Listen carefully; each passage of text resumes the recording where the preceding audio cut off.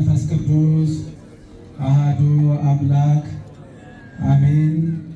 ክቡር አባታችን መልአከ ሕይወት ቆሞስ አባ ኤፍሬም የዚህ ታሪካዊ ቤተ ክርስቲያን ዋና አስተዳዳሪ፣ የመንጋው መልካም ጠባቂና የሁላችን አባት ክቡር መጋቤ ሐዲስ መምህር ሞገስ፣ በዚሁ ታላቅ ቤተ ክርስቲያን የስብከተ ወንጌል ክፍል የበላይ ኃላፊ፣ የተከበራችሁ እስከ ዛሬ ድረስ ለአገልግሎታችሁ ተመን ዋጋ ያልተገኘለት ሊቃውንተ ቤተ ክርስቲያን፣ አበው መነኮሳት፣ አባቶች ካህናት፣ ወንድሞች ዲያቆናት፣ በቅድስናው ስፍራ የተገኛችሁ የሰማይ መላእክትን በአርያም የሚኖሩ መላእክትን እንዲሁም በሰማይ ያሉ ከዋክብትን መስላችሁ በቤተ ክርስቲያናችን ቅጥር ግቢ ድምፁን የምትሰሙ ሁላችሁም ክርስቲያኖች በልዑል እግዚአብሔር ፍጹም ሰላም ሰላም እላችኋለሁ። እንደምን አደራችሁ? እግዚአብሔር ይመስገን የሚለው ቃል በደንብ ካልተነገረ ደስ አይለኝም። ምክንያቱም ይህንን ድቅድቅ ጨለማ አሳልፎ የተደነቀ ብርሃን ያሳየን እሱ ነውና። እንደምን አደራችሁ? እንደምን አደራችሁ? አሜን። እግዚአብሔር ይመስገን የሚለውን ቃል በአንደበታችን እንድንመሰክር የረዳንና ያገዘን የአባቶቻችን አምላክ ልዑለ ባሕርይ እግዚአብሔር አምላካችን ፊት ወዛ ሀብት በዛ ብሎ የማይቀርብ ኪስ ነጣ ፊት ገረጣ ብሎ የማይርቅ እውነተኛ ወዳጅ እሱ ነውና ከምድር እስከ አርያም ለስም አጠራሩ ክብርና ምስጋና ይድረሰው። ከፍ አድርጋችሁ አመስግኑት። እናታችን ወላዲት አምላክ ድንግል ማርያም ልጇ ፈጣሪዋ በሰጣት ክብር መጠን የተመሰገነች የተወደሰች ትሁን። እሷንም ከፍ አድርጋችሁ አመስግኗት። እንኳን ለበዓለ ደብረ ዘይት ለጾሙ እኩሌታ ቀን በእግዚአብሔር ኃይልና ብርታት በሱ ቸርነት በሰላም በጤና እንኳን አደረሳችሁ አደረሰን። ለሶስተኛ ጊዜ ከፍ አድርጋችሁ አመስግኑ።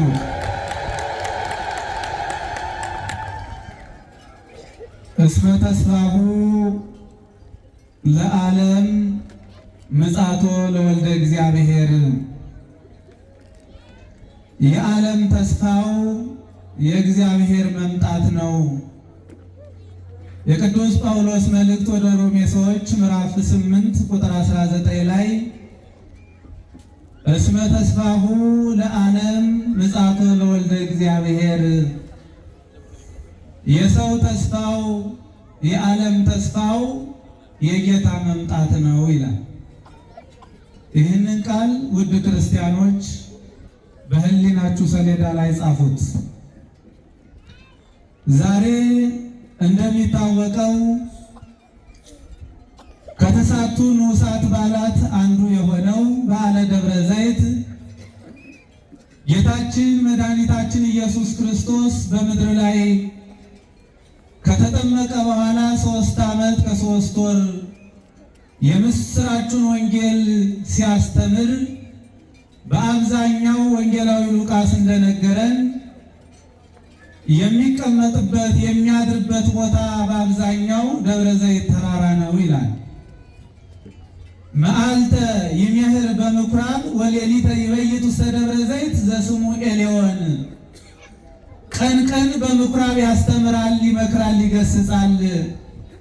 ሌሊት ሌሊት ደግሞ ወደ ደብረ ዘይት ተራራ ወጥቶ ኤሌዎን በተባለ ዋሻ ሲጸልይ ያድራል ይላል። ለኛ ቤት ሀብት የሰጠን ለሱ ቤት አልነበረውም። ክርስቲያኖች እኛ ነጭ እንድንለብስ እንድንጎናጸፍ ያደረገ አምላካችን የእሱ ቀሚስ አንዲት ብቻ ነበረች፣ ሲያድግ እንደ ቁመቱ አብራ የምታድግ። ከሁሉም በፊት የሰው ልጅ ባሪያውና በአምሳሉ የፈጠረ የወደደን ያከበረንን እሱ ነውና ስም አጠራሩ ክብር ምስጋና ይድረሰው አምላካችን። የዓለም ተስፋው የእግዚአብሔር መምጣት ነው። ቅዱስ ጳውሎስ እንደነገረን ሰዎች በምድር ላይ ብዙ ተስፋ ብዙ ራዕይ ሊኖራቸው ይችላል። ሰዎች ብዙ እቅድ ብዙ ዓላማ ይዘው ሊነሱ ይችላል። የክርስቲያኖች የሚያምኑት በስሙ የተጠመቁት ተስፋቸው ግን የጌታ መምጣት ነው አለ። ብዙ ሰው ዕለተ ምጽአት ሲባል ይፈራል፣ ይደነግጣል፣ ይንቀጠቀጣል። ብዙ ሰው ይሸበራል ሕሊናው። ሐዋርያው ቅዱስ ጳውሎስ ግን የጌታ መምጣት ምንድን ነው አላልኳችሁ? የዓለም ተስፋ ነው። ስለዚህ ጌታ ኢየሱስ ክርስቶስ ወደዚህ ዓለም የመጣው ከዚህ በፊት አንድ ጊዜ ነው። ሶስት አይነት የምጽአት መንገዶች አሉ። ስንት አይነት አልኳችሁ? ሶስት አይነት። እስመ ፍና ምጽአቱ ለወልደ እግዚአብሔር ሠላስ እሙንቱ። ኢትዮጵያዊው ሊቅ ቅዱስ ጊዮርጊስ ዘጋስጫ ዳግማዊ ቄርሎስ እንደነገረን የጌታ የመምጣት መንገዶቹ ሶስት ናቸው። አንዱ ከዚህ በፊት የመጣው 5500 ዘመን ሲፈጸም ጩኸት ሰምቶ ጩኸት ለመስማት የመጣው መምጣት ነው ይለናል። የማንን ጩኸት ካላችሁኝ ከአዳም ጀምሮ እስከ ክርስቶስ የተነሱት 5500 ዘመን ያለቀሱትን ልቅሶ ሰምቶ ነቢያት ቋንቋ ሳይበግራቸው ወንዝ ተራራ ሳያግዳቸው ዘመን ሳይገድባቸው በየዘመኑ የተነሱ ነቢያት ሁሉ ያለቀሱት ልቅሶ፣ የጾሙት ጾም፣ የጸለዩት ጸሎት፣ ያቀረቡት ስግደት፣ ልመናቸው፣ ትምህርታቸው ተመሳሳይ ነበረ። የሚገርም ነገር ነው ምዕመናን። ይሄውም እጅህን ላክልን፣ ውረድ፣ ተወለድ፣ አድነን እያሉ አልቅሰው ነበረ። ሲጠቃለል የመጨረሻው አድነን የሚል መልእክት ያለው በየዘመኑ የተነሱ ነቢያት በልቅሶ ያመኑት ማለት ነው። በዚህ ውስጥ ብዙ ከሃዲያን ያላመኑ ይኖራሉ። ያመኑት የእግዚአብሔር ሰዎች ያለቀሱትን ለቅሶ ሰምቶ አንድ ጊዜ መጥቶ ከእመቤታችን ከቅድስት ድንግል ማርያም ከሥጋዋ ሥጋን ከነፍሷ ነፍስን ነስቶ ተዋህዶ በጠባብ ደረት በአጭር ቁመት ተወስኖ 33 ዓመት ከ3 ወር ቆይቶ አስተምሮ በመስቀል ላይ ተሰቅሎ ደሙን አፍስሶ ሥጋውን ቆርሶ እኔና እናንተን የዘመናት ጥያቄዎችን ፈቶ ከሞት ወደ ሕይወት ከሲኦል ወደ ገነት መልሶን በክብር በምስጋና አርጎ በአባቱ ቀኝ ከመንፈስ ቅዱስ ከአብ ጋር ለዘላለም ይኖራል። ክብርና ምስጋና ለአምላካችን ይሁን። አመስግኑ። አንደኛው የመምጣቱ መንገድ ይሄ ነው። ሁለተኛው የመምጣቱ መንገድ በእያንዳንዳችን ሰዎች ላይ የሚከናወነው የሚመጣው መምጣት ነው። ልብ ብላችሁ ስሙ ምዕመናን። በእያንዳንዳችን ላይ ክርስቶስ ኢየሱስ ይመጣል። በራዕየ ዮሐንስ እንደተናገረ እነሆ በደጅ ቁሜ አንኳኳለሁ፣ በሩን የሚከፍትልኝ ቢኖር ወደ ቤት እገባለሁ፣ ከእርሱ ጋር ምሳ በላለሁ፣ ራት በላለሁ ብሎ የተናገረው ሲሆን የሰው ልጅ እነሆ ዓለም ከአቤል ጀምሮ በየዘመኑ የሰው ልጅ እየሞተ ነው፣ ይሞታል ወደፊትም። ሁለተኛው ምጽአት የሰው ልጅ የሚሞትበት ቀን የጌታ መምጣት ተብሎ ይተረጎማል። ሰው ዕለተ ምጽአትን የሚጠብቀው ለትንሣኤ እንጂ የእያንዳንዳችን ምጽአት ቀን ጌታ የሚመጣበት ነፍሳችን ከሥጋችን የምትለይበት ቀን ነው። ነቢየ እግዚአብሔር ዳዊት ማእዜ ትመጽእ ኀቤየ፣ ወደ እኔ መቼ ትመጣለህ ብሎ ይጠይቀዋል። ልብ በሉ። ክርስቶስ ወደ እኛ ሕይወት ሲመጣ ተዘጋጅተናል ወይ? ንስሐ ገብተናል ወይ? የወሰድነውን መልሰናል ወይ? የቀማነውን ያሳዘንነውን ክሰናል ወይ? በንስሐ ተመላልሰናል ወይ? ክርስቶስ መቼ መጥቶ እንደሚወስደን ይህ የሚናገረው የሚዋሸው አንደበታችን መቼ ይዘጋል? ይህ ወደ ቤተ ጣዖት ወደ ቤተ ዝሙት የሚሽከረከረው እግራችን መቼ ይታሰራል? ይህ ብዙ በቀል የሚያስተናግደው ልባችን ማሰብ የሚያቆመው መቼ ነው? ዓይናችን ክፉውን በጎውን የሚያየው መቼ ይጨልማል? መቼ ይታወራል? እጃችን የሰው ራስ የፈነከተው እጃችን መቼ ጣታችን ይታሰራል? ያ የጌታ መምጣት ሁለተኛው ነውና ይሄንን ተዘጋጅተን እንድንጠብቀው አምላካችን ይርዳን። ሶስተኛው የመምጣት ቀን ወይም የመምጣት መንገድ ልክ በማቴዎስ ወንጌል ምዕራፍ 24 ከቁጥር 1 ጀምሮ የተጻፈው ነው። በዚህ ዕለት በዕለተ ሰንበት ክርስቶስ ኢየሱስ እያስተማረ ሳለ 12ቱ ደቀ መዛሙርት ሐዋርያት ቁጭ ብለው ከእግሩ ስር ጠየቁት ይላል። ንግረነ ማይዜ ይከውን ተአምሪሁ ለምጽአትከ፣ ጌታ ሆይ የመምጣትህ ምልክቶች መቼ ነው ንገረን፣ ወደ ህልቀተ ዓለም ይለዋል ቅዱስ ያሬድ። የዓለም መጨረሻ የዓለም መደምደሚያ መቋጫው መቼ ነው? ጊዜው፣ ዘመኑ፣ ምልክቶቹ መቼ ናቸው ንገረን ብለው ሐዋርያት ጠየቁት። በየት? በደብረ ዘይት። ደብረ ዘይት ማለት የወይራ ዛፍ የበዛበት ተራራ ማለት ነው ትርጉሙ።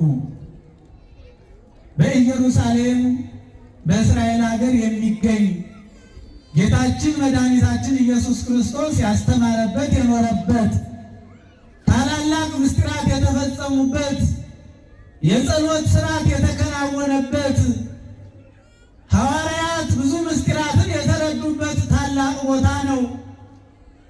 ይህ ዕለት የተባረከ የተመሰገነ ቀን ነው። አንዳንድ ቀናት አሉ። በዚህ ቀን ከቤቴ ባልወጣሁኝ ባልተነሳሁኝ እግሬን በሰበረው በቆረጠው የምንልበት ቀናት አሉ። አንዳንድ ቀኖች ቀኑን ሙሉ ስናነባ ስናለቅስ የምንውልባቸው ቀኖች አሉ። አንዳንድ ቀኖች ደግሞ ዛሬስ ቶሎ ባልመሸ ብለን የተደሰትንባቸው ይልቁንም የእግዚአብሔርን ቃል የሰማንባቸው ሰምተን ያልጠገብንባቸው ሰው ከእግዚአብሔር ጋር የሚታረቅባቸው የተባረኩ ዕለታት አሉ። ይህንን ዕለት የሰጠን አምላካችን ስሙ ለዘላለም የተመሰገነ ይሁን። ቀርበው ጠየቁት ይላል። ሲጠይቁት መምህረ ትሕትና ነውና ሁሉን የሚያውቅ ነውና ያስተምራቸው ይመክራቸው ጀመር። የተወደዳችሁ ክርስቲያኖች ሰው ሳይሆን ማዳን ይችል ነበር እኛን። ሰው ሳይሆን ሰው አድርጎ ፈጠረን፣ ሰው መሆን አቃተን። ይሰማል። ሰው ሳይሆን ሥጋ ሳይለብስ ሰው አድርጎ ፈጠረን፣ ሰው መሆን አቃተንና ዕፀ በለስን በላን፣ ትእዛዙን አፈረስን። እግዚአብሔር ጠቡ ከበለስ ጋር አይደለም፣ ሕጉን ከመጠበቅና ካለመጠበቅ ጋራ ነው። ቅዱሳን መጻሕፍት እንደተናገሩት አኮ በበሊኦቱ ዕፀ በለስ አላ በእንተ ተአድወተ ሕጉ ወትእዛዙ ለእግዚአብሔር። እግዚአብሔር የተቆጣ ወይም ጠቡ ከበለስ ጋር አይደለም፣ ሕጉ ትእዛዙ በመጣሱ ባለመከበሩ ነው የሚለው ቅዱሳት መጻሕፍት ነው ያሉ። ዛሬ አንድ አሽከርካሪ ዓለም አቀፋዊ የሆኑ የመንገድ መብራቶችን ቢጥስ መብራቶቹ አይጎዱም? ይጎዳሉ እንዴ? ይጎዳሉ። ምዕመናን መብራቶቹ ምንም በደል አይደርስባቸውም። መኪና መቆም አለመቆሙን አይቶ ቢሻገር መብራት ጥሶ ችግሩ ለመብራት ሳይሆን የሚያስቀጣው ሕጉን ተላልፈሃል የሚለው ነው። ስለዚህ ሰው ሳይሆን ቢፈጥረን ሰው ሆኖ መኖር አቃተን፣ ደከመን፣ ትእዛዙን ሻርን። አሁን እስኪ ሰው ሁኜ ሰው ላደርጋቸው ብሎ መጣ። ሰው ሆነ እንደኛ ቅድም እንዳልኳችሁ ከመቤታችን ሥጋ ለብሶ ሰው ሆነ። ሰው አምላክ ሆነ፣ አምላክ ሰው ሆነ። ሰው ሆኖ ሰው አደረገን። እስኪ ይህንን ቃል ሁላችሁም ሁልጊዜ እንድትናገሩት ያዙት። ሰው ሳይሆን በሉ፣ ሰው ሳይሆን ሰው አድርጎ ፈጠረን። ሰው ሆኖ መኖር ስላልቻልን ዳግመኛ ሰው ሆኖ ተወልዶ ሰው አደረገን። ክብርና ምስጋና ለአምላካችን ይሁን። ከፍ አድርጋችሁ አመልክቱ፣ አመስግኑት። ደስ አይልም ምዕመናን? ደስ ይላል በጣም። ሰው ሆኖ ሰው አደረገ። ሰው ብቻ አይደለም፣ የሰው በጎ ፈቃዱ ተፈጸመለት ተብሎ የተናገረ አዳም ዕፀ በለስን ሲበላ አምላክ ለመሆን ተመኝቶ ሽቶ ነበረ። አምላክ ሰው ሲሆን ያ የተመኘው ምኞት የአዳም ምኞት ተፈጸመ። ሰው አምላክ ሲሆን መላእክት ወርደው ወደ ምድር የሰው ስብሐት ለእግዚአብሔር በሰማያት ምስጋና ለእግዚአብሔር በአርያም ይሁን፣ የሰው በጎ ፈቃዱ ተፈጸመለት አለ። ሰው አምላክ መሆን ነው በጎ ፈቃድ የተባለው። ስለዚህ ደቀ መዛሙርቱ አጥብቀው ሲጠይቁ ክርስቶስ የመጀመሪያ መልስ የሰጠው ወደ ዝርዝር ትምህርት ከመግባቱ በፊት እንዲህ አላቸው፣ ማንም እንዳያስታችሁ ተጠንቀቁ። እስኪ ተናገሩት ይህን ቃል። የሚገርም ቃል ነው፣ ማስጠንቀቂያ አዘል ነው። ማንም ምንም ቢሆን ማንም ቢሆን የተማረ ሊሆን ይችላል፣ ያልተማረ ሊሆን ይችላል፣ በማዕረግ ላይ ያለ ሊሆን ይችላል፣ ከማዕረጉ የወደቀ ሊሆን ይችላል፣ በቤተ መንግስት ስልጣን ያለው ሊሆን ይችላል፣ ተራ ሰው ሊሆን ይችላል። ማንም ቢሆን እንዳያስታችሁ ተጠንቀቁ። ዛሬ የልጁን ሆድ ሳይሞላ የልጁን ገላ ሳይሸፍን በአቋራጭ እከፍላለሁ ብሎ ይህንን እዚህ ግባ የማይባል መተት እዚህ ግባ የማይባል አስመሳዮችን አይቶ እውነት ነው ይደረግልኛል ብሎ ገንዘቡን በመስጠት የባሰ ወደ ድህነት የሚወርድ ብዙ ሰው አለ። ማንም እንዳያስታችሁ ተጠንቀቁ አላቸው ሐዋርያትን። ቀጠለና የተወደዳችሁ ክርስቲያኖች አጠር አድርጌ ነው የምነግራችሁ ሰዓት ስለሄደ ሃይማኖታዊ ምልክቶችን ተናገራቸው። ይሄ ሶስተኛው የመምጣቱ መንገድ ዕለተ ምጽአት ማለቴ ነው። ሶስት አይነት እነዚህ ሂደቶች አሉት። ቅድመ ምጽአት፣ ጊዜ ምጽአትና ድህረ ምጽአት። ከመምጣቱ በፊት የሚከናወኑ በመጣ ጊዜ የሚፈጸሙና ከመጣ በኋላ የሚሆኑትን በሶስት መንገድ ከፍሎ አስተማራቸው። የመጀመሪያው ምልክቶች ናቸው፣ ሃይማኖታዊ ምልክቶች። ልብ ብላችሁ ያዙ። ምን አይነት ምልክቶች አልኳችሁ? ሃይማኖታዊ ምልክቶች። ሐሰተኞች ክርስቶሶች ይነሳሉ። ምኖች ይነሳሉ? ሐሰተኞች ክርስቶሶች፣ ሐሰተኛ ነቢያት፣ ሐሰተኛ መምህራን ይነሳሉ። ክርስቶስ ሳይሆን ክርስቶስ ነኝ ብሎ ተደፋፍሮ፣ ነቢይ ሳይሆን ነቢይ ነኝ ብሎ፣ መምህር ሳይሆን መምህር ነኝ ብሎ። በጣም የሚያስገርመው ይሄ ነው። መምህር ኮነ በበደወሉ ፊደላተ ዘወለቆ ኩሉ አሉ አንዱ ሊቅ። ፊደል የቆጠረው ሁሉ መምህር ነኝ አለ። ክርስቶስ ደግሞ መምህራችሁ አንድ ኢየሱስ ክርስቶስ ነው፣ በምድር ላይ መምህር ለመባል አትፈልጉ አትሽሩ አለ። እኔም መምህር ነኝ፣ እኔም መምህር ነኝ። ተነስተን ህዝቡን አደናገር ነው። ይሄንን ነው። ብዙ መምህራን ይነሳሉ፣ ሐሰተኞች ናቸው። ብዙ ነቢያት ይነሳሉ፣ ብዙ ክርስቶሶች ይነሳሉ። ማንም እንዳያስታችሁ ተጠንቀቁ። የተወደዳችሁ ክርስቲያኖች እውነቱ ነው። በሐዋርያት ሥራ ምዕራፍ 5 ከቁጥር 29 ላይ ጀምሮ ቴዎዳስ የተባለ አንድ ግብፃዊ ሰው ተነሳ፣ የሐሰት ትምህርት አስተማረ። 400 ሰዎች ተከተሉት ይላል። ስንት ሰዎች አልኳችሁ? እሱም ጠፋ፣ ተከታዮቹም ጠፉ ነው የሚለው። ሐሰተኛ ትምህርት ከነመ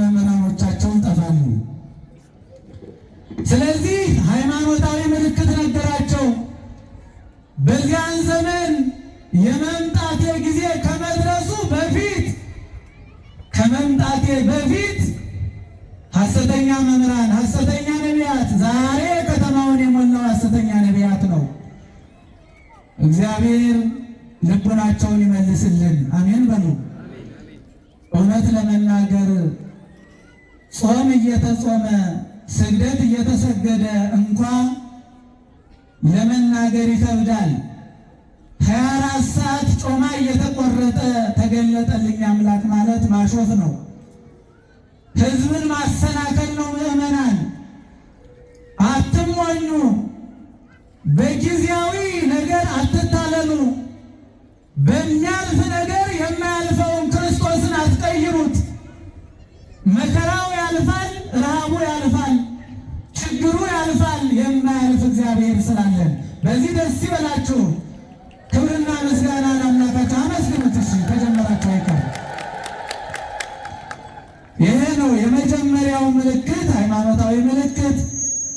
እኔ ክርስቶስ ነኝ ብለው በስሜ ይመጣሉ፣ ሐሰተኞች ነቢያት ይነሳሉ፣ ታላላቅ ታምራትን ያደርጋሉ፣ ማንም እንዳያስታችሁ ተጠንቀቁ አላቸው።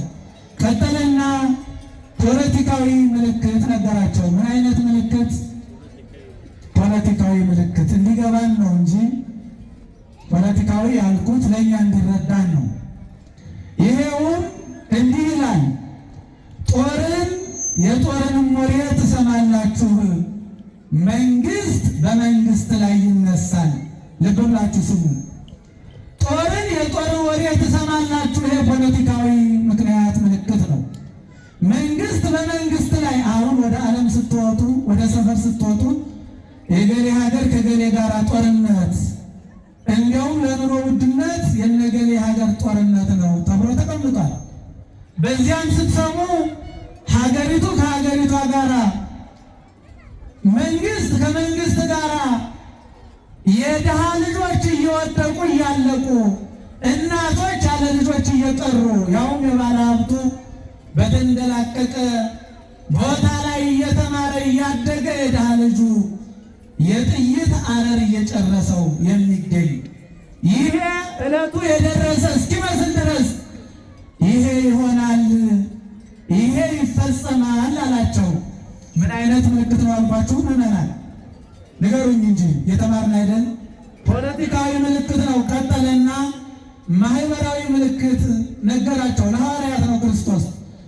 ማህበራዊ ምልክቱ ህዝብ በህዝብ ላይ ይነሳል። ምን በምን ላይ አልኳችሁ? ህዝብ በህዝብ ላይ ይነሳል። በጣም የሚያሳዝነው ደግሞ ይሄ ነው።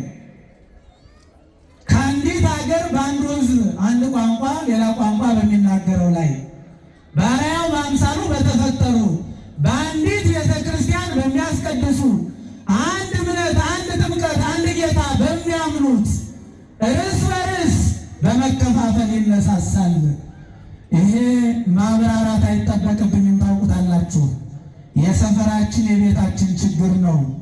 ከቤታችን ከሀገራችን ያለ ችግር ነው።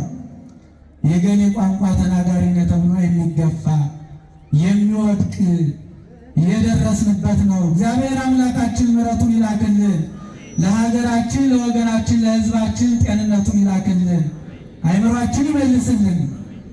ይሄ ማህበራዊ ምልክት ነው። ቀጠለና ተፈጥሯዊ ምልክት ነገራቸው። በዓለም ሁሉ የምድር መናወጥ ይሆናል። ተፈጥሯዊ ምልክት አያችሁ፣ ርዕደ መሬት የምንለውን ይሄም ምንም ማብራራት አይቻልም። በቱርክ የሆነውን በባለፈው ዓመት ሰምታችኋል። ወደ 46 ካልተሳሳት አሃዝ መረጃውን ሺህ የሚደርሱ ሰዎች በርዕደ መሬት ሞተዋል፣ ተቀብረዋል፣ እንዳልነበሩ ሆነዋል። በሀገራችን በኢትዮጵያ ይኸው በዘንድሮ ከ5 ከ6 ጊዜ በላይ ርዕደ መሬት ቤታችንን ትተን በሌሊት መሬት ላይ ወርደን አድረናል። እውነቱ ውሸት ንገሩኝ እንጂ ክርስቲያኖች፣ ምናልባት ኮንዶሚኒየም አካባቢ የማይኖሩት ያልሰሙም በዚህ አጋጣሚ ይኖራሉ። እያለቀሱ የትኛውን ልጄን ላንሳ፣ የትኛውን ልተው፣ እናት ተጨንቃ እያለቀሰች ልጆቻቸውን ትተው ለማመላለስ ጊዜ የጨረሰባቸው የመሬት መናወጥ በምድር ሁሉ ይሆናል አለ። ይሄ ተፈጥሯዊ ምልክት ነው። ይቀጥልና ኢኮኖሚያዊ ምልክት ረሃብ፣ ቸነፈር ይሆናል አለ። ረሃቡ ምን እንደምላችሁ ነው? ማብራሪያ ያስፈልገው። በልቶ ከሚያድረው ጦሙን የሚያድረው ይብሳል።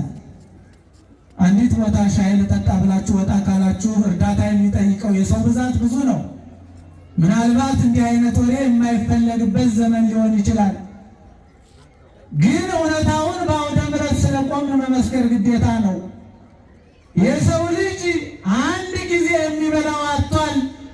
ሌሎች ደግሞ ከ3 ከ4 ጊዜ በላይ እንደ ከብት እንደ እንስሳ ሲበሉ ሲጠጡ የሚውሉ የሚያድሩም አሉ።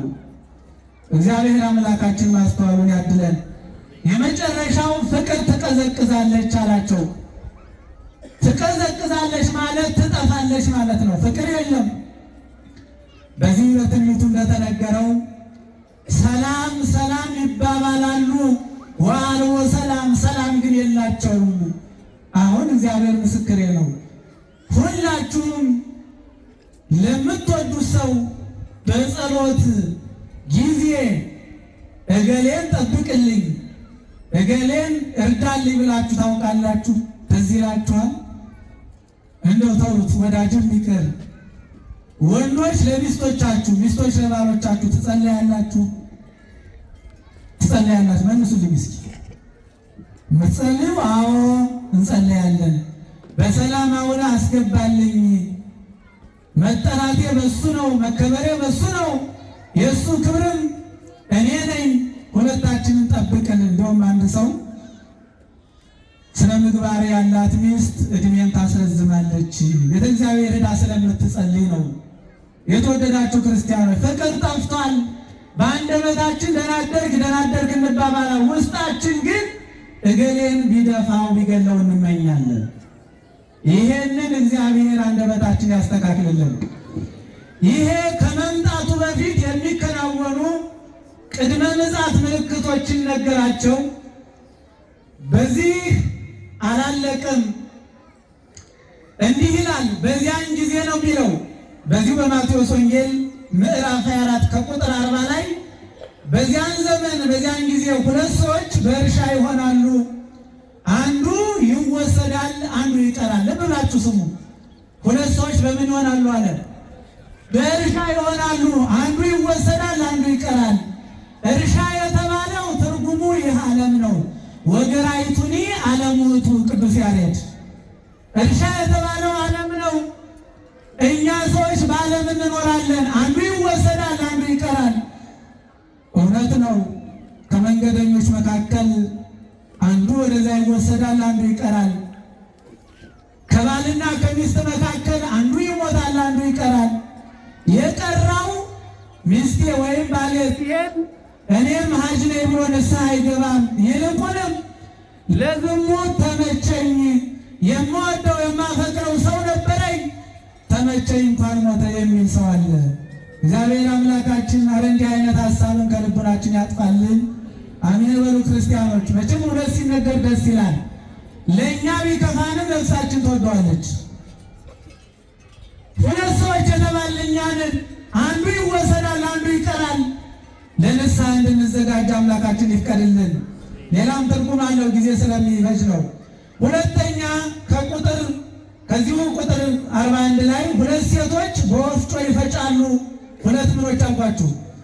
ሴቶች በወፍጮ ይፈጫሉ። አንዲቱ ትወሰዳለች፣ አንዲቱ ትቀራለች።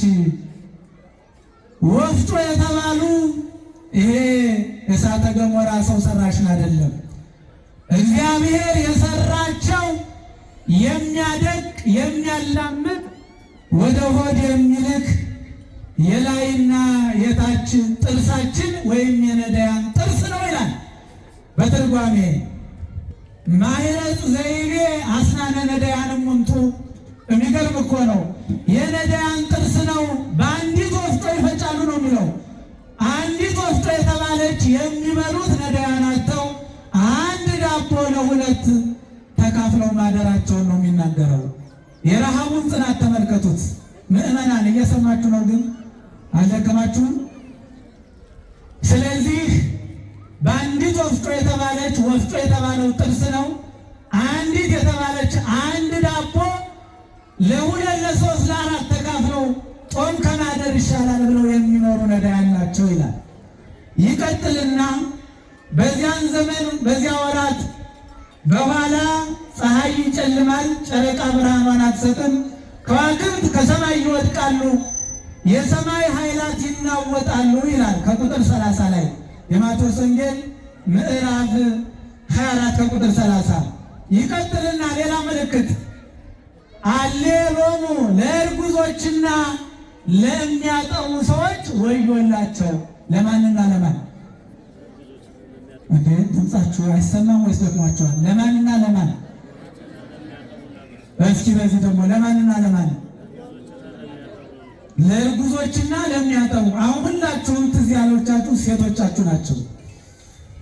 ሴቶችም ብቻ አይደለም ምዕመናን።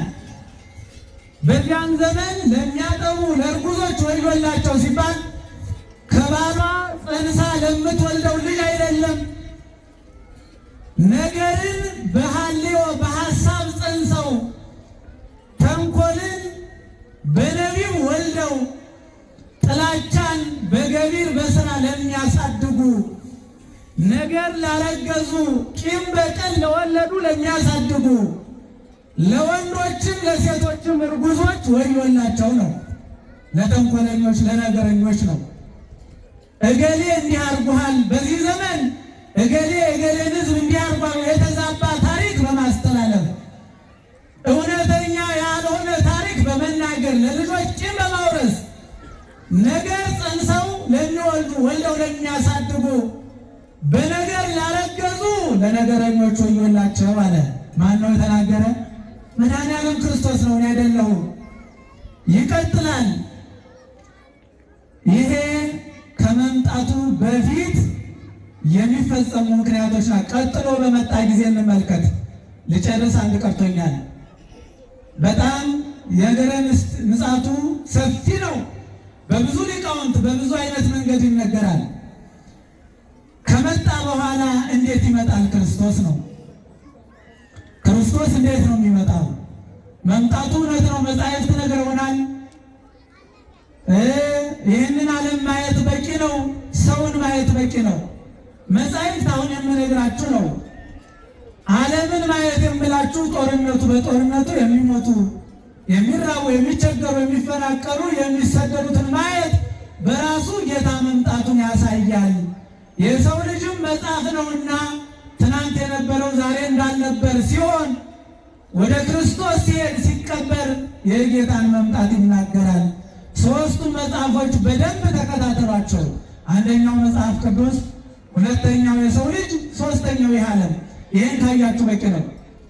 እንዴት ይመጣል? መጽሐፍ ቅዱስ በዚሁ በማቴዎስ ወንጌል ምዕራፍ 4 ከቁጥር 27 ላይ መብረቅ ከምስራቅ ወጥቶ እስከ ምዕራብ እንደሚታይ የሰው ልጅ የጌታ መምጣትም እንደዚሁ ነው አለ። እንዴት ይመጣል የሚለው መብረቅ ብልጭ ሲል ከምስራቅ እስከ ምዕራብ በሰፊው ነጭ ሆኖ ይታያል። ቃሉን ትሰማላችሁ፣ ያስፈራል። ሰው ሁሉ በየሃይማኖቱ በስመ አብ ወወልድ ወመንፈስ ቅዱስ ይላል። የሚያምኑት ምን እንደሚሉ አላውቅም፣ ይደነግጣሉ። እንደዚሁ ክርስቶስ ሲመጣ ያስደነግጣል። ፍጥነቱም እንደዚህ ነው ይልና ሁለተኛ የኖህ ዘመን እንደነበረ የሰው ልጅ መምጣት እንዲሁ ይሆናል። ከቁጥር 37 ላይ ባጭሩ የኖህ ዘመን 120 ዘመን ለንስሐ ተሰጣቸው። ስንት ዘመን አልኳችሁ? 120 ዓመት። እግዚአብሔር አዝኗል፣ በስራችሁ ተጸጽቷል፣ ኃጢአታችሁን ከመስራት ተው፣ ተቆጠቡ፣ ንስሐ ግቡ ተባሉ። 120 ዘመን ብዙ ነው።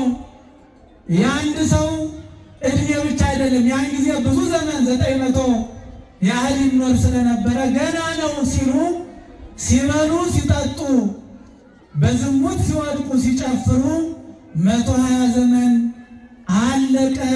የጥፋት ውሃ መጣ። ልክ እንደ ኖህ ዘመን ሳታስቡት ክርስቶስም ይመጣል። አመጣጡ እንደ ኖህ ዘመን ነው ይለናል ከቁጥር 37 ላይ ይቀጥልና ሶስተኛ በክበበ ትስብእት በግርማ መለኮት በክብር በግልጥ ይመጣል፣ መጥቶም ዝም አይልም። በግልጥ ክርስቶስ ይመጣል።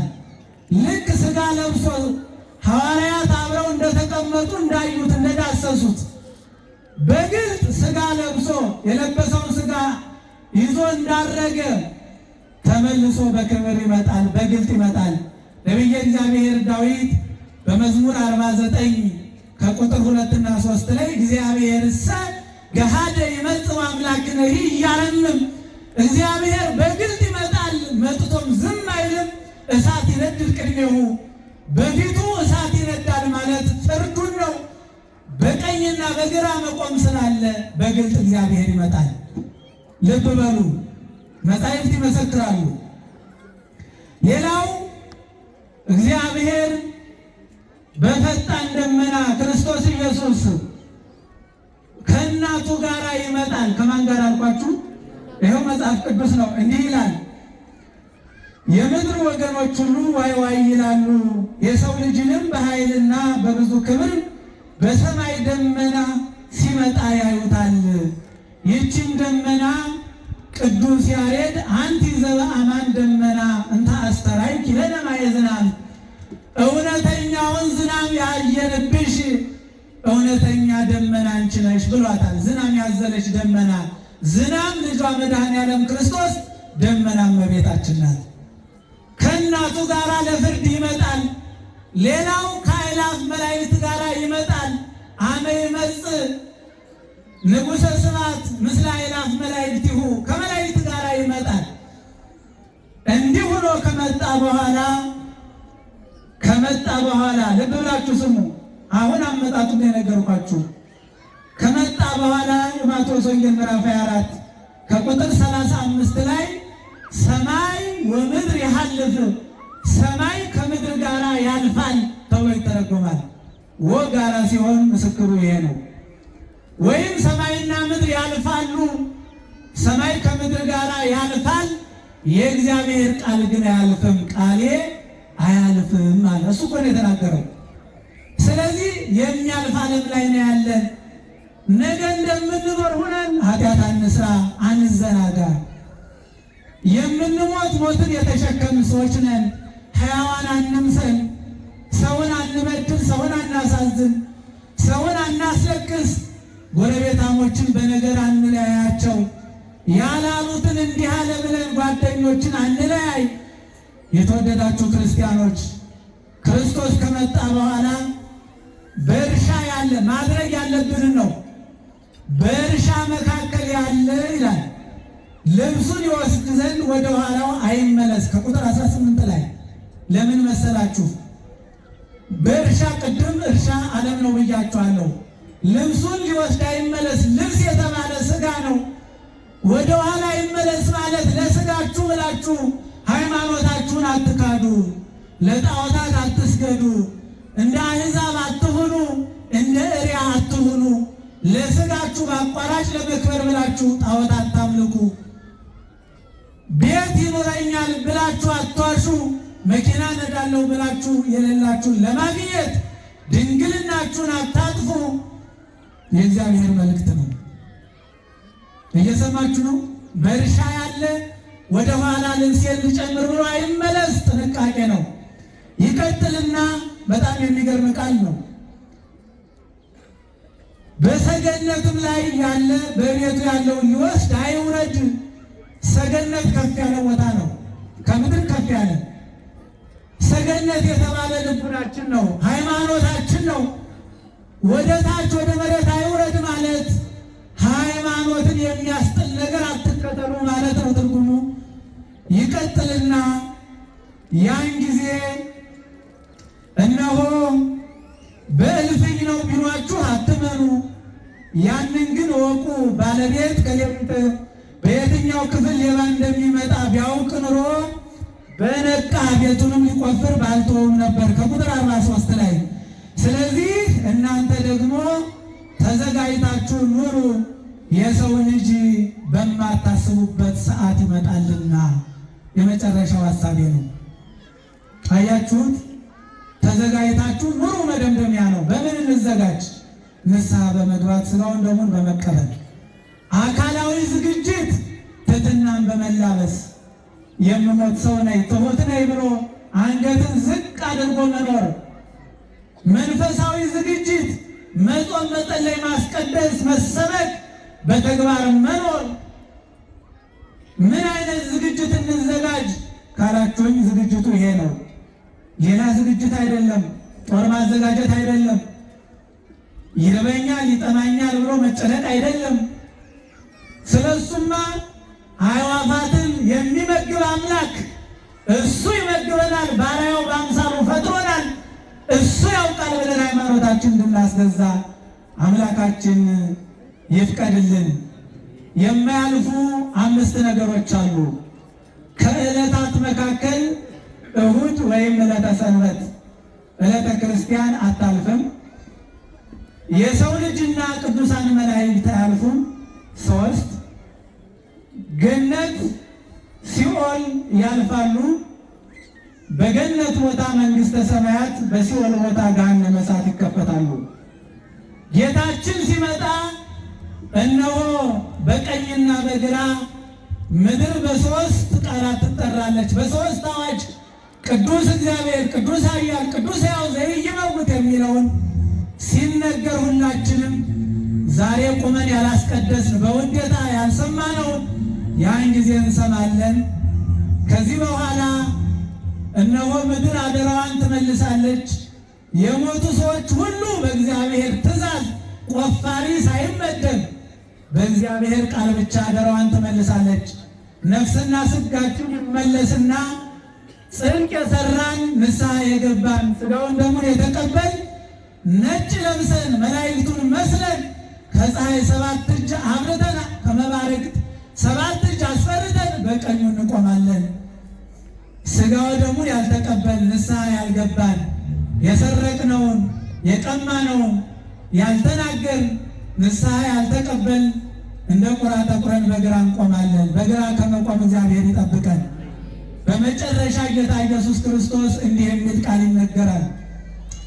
ንዑ ሀቤ ቡሩካኑ ላቡየ፣ የአባቴ ቡሩካን እናንተ ደጋግ ክርስቲያኖች በስሜ ያመናችሁ የተጠመቃችሁ ሥጋዬን የበላችሁ ደሜን የጠጣችሁ በማቴዎስ 5 ከቁጥር 30 ጀምሮ የተጻፈውን ብራብ አብልታችሁኛል፣ ብጠማ ጠጥታችሁኛል፣ ብታረዝ አልብሳችሁኛል፣ እንግዳ ብሆን ተቀብላችሁኛል። እኒህ 6ቱ ቃላትን ተናግሮ ዓለም ሳይፈጠር ወዳዘጋጀሁላችሁ መንግሥተ ሰማያት ዘአይን ርየ ዓይን ያላየውን ጆሮ ያልሰማውን በሰው ልቡና ያልታሰበውን መንግሥተ ሰማያት ግቡ ይላል። ያን ጊዜ አብረን እንድንገባ እግዚአብሔር ይፍቀድልን። በግራ የቆሙት ሁሩ እምኔየ ከኔ ራቁ ሂዱ ይባላሉና እግዚአብሔር ቸር አምላክ ነው። ደግሜ እላችኋለሁ ዛሬውኑ ዛሬ የንስሐ አባቶች ልጆቻቸውን በአብዛኛው የሚሰበስቡበት ቀን ነው። ዛሬውኑ ሳትሉ ሳታሳድሩ ንስሐ ገብተን ሥጋውን ደሙን ተቀብለን እንድንኖር አምላካችን ይፍቀድልን። ያስተማረንና የገሰጸን እግዚአብሔር ይክበር ይመስገን። ካበዛው ይቅርታ ጠይቃለሁ። የዓለም ተስፋው የሰው ተስፋው የጌታ